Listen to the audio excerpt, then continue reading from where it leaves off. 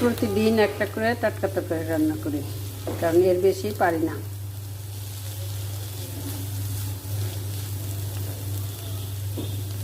এর সাথে আছে ঢেঁড়স সিদ্ধ করছি, আজকে করব না। এখানে এটা করেও রাখছি, এটাও হাফ রেডি করে রাখছি, ডান। আর একটা ভাজি আছে, এই যে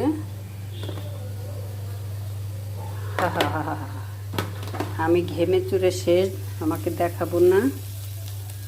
অতএব আমার রান্না ডান, কিন্তু কোথায় দিয়ে নামাজের রক্ত চলে গেল সেটাই তো বুঝতে পারলাম না।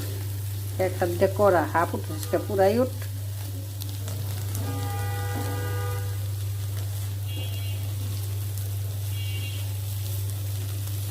এক কথায় থেকে আর এক কথায় যাই, বয়সের দোষ।